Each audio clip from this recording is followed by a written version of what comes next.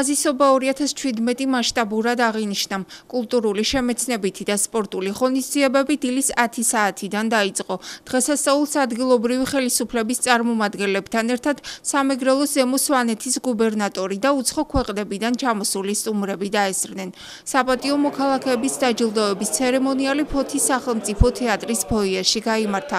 ფოთის საპატიო მოქალაქეების წოდება მიენიჭათ აკაკი დარჯანიას, ჯანიკო დანელიას, ფერიდე ციქორიძეს, ვახტანგ ხორავას, ნუნუ ჭელიძეს, ანზორ გრიგოლიას, ირინა კუპრავას, ბორია ლოლუას, ჯიმი ქვარცხავას, რევას ჩხარტიშვილს, გულთას ლაბარტყავას, გია ჯანელიძეს, ახმედ ამბალიას, ბეჟან ჯალაღანიას, ნუგზარ კაჭარავას, ზაურ დოლბაიას, დავით პაჭკორიას, ვაჟა დოლბაიას, რევას ჟვანიას. ეს მართლაც ალბათ გამორჩეული დღეა ჩემ ცხოვრებაში, უამრავი ბედნიერი წუთები მინახავს ცხოვრებაში, მაგრამ როცა მოულოდნელად მოდის სიხარული, ალბათ ეს სასწაული ყოფილა და ამ წუთას მაქვს განცდა, რომლის გამოსახატებად სიტყვებს ვერ პოულობ. მადლობა ქალაქს, მადლობა ჩემს ფოთელებს, მადლობა ბატონ ირაკლი კაკულიას ქალაქის მიერ, რომლის ბრძანებითაც მე დღეს ფოთის საპატიო მოქალაქის წოდება მიენიჭა. ძალიან მოხარული ვარ. განსაკუთრებით წლევანდელ წლით ერთად მომიწია ვარსკვლავის გახსნა, უმაღლესი ჯილდო ქურუმი და კიდევ ერთადერთი სასიხარულო ამბავი, რომელიც ფოთის საპატიო მოქალაქეა. 19 ღვაწლმოსილ ფოთელთან ერთად ფოთის საპატიო მოქალაქე დევნილთა და განსახლების მინისტრი სოზარ სუბარი გახდა. ძალიან ემოციური დღე იყო დღეს ჩემთვის. როცა ამდენი საპატიო ფოთელის გვერდით, ამდენი დამსახურებული ფოთელის გვერდით უცებ შენს გვარს რომ მოისმენ, როგორც გასახელებენ იმ ქალაქის საპატიო მოქალაქედ, რომელიც არის საქართველოს ევროპული კარიბჭე და რომელმაც გახსნა საქართველოს ევროპული პერსპექტივა, ეს მართლა ძალიან დიდი პატივია. ნამდვილად ვფიქრობ, რომ ეს უფრო მდგარი ავანსი და საჩუქარია ვიდრე დამსახურება და ყოველთვის მადლიერი ვიქნები ამის გამო და ვეცდები ჩემი სიყვარული დავადასტურო ფოთისა და ფოთელების მიმართ. წელს პირველად ფაზისობა საერთაშორისო თამაშის კვესტის ფორმატში გაიმართა.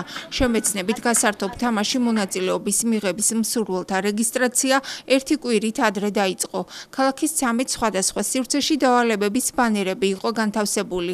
მოთამაშეებს პასუხი SMS-ების სახით კონკრეტულ მისამართზე უნდა გაეგზავნათ. გამარჯვებულის დაჯილდოების ცერემონიალი ცენტრალურ პარკში შედგა. პირველად საერთოდ საქართველოში ქალაქის დღესასწაულის ფარგლებში ჩატარდა ქალაქის კვესტი. ასეთი არასდროს არ ყოფილა.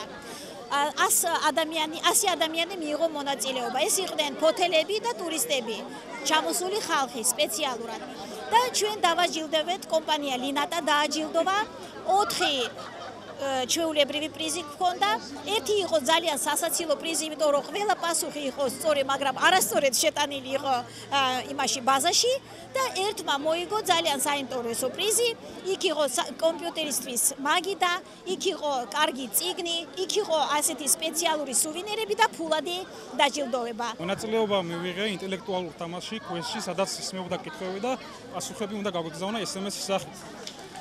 გავიმარჯვეთ, გავედი პირველ ადგილზე, რისთვისაც მადლობას ვუხდი ორგანიზატორებს. იმედია, ასეთი ინტელექტუალური თამაშები კიდევ მომავალშიც ხშირად ჩატარდება. ჩატარდა ინტელექტუალური კვესტი, რის შედეგად ბანერებზე იყო გამოკრული კითხვები და როგორც ჩანს, ჩვენი პასუხები კითხვებზე აღმოჩნდა სწორი და დღეს გავხდით ჩვენ გამარჯვებულები.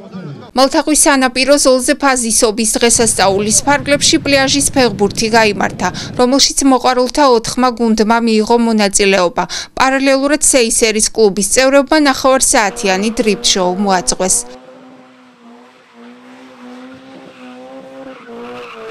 ფაზისობის დღესასწაულთან დაკავშირებით ავტოსპორტი CSR კლუბ ფოთი უერთდება ამ დღესასწაულს.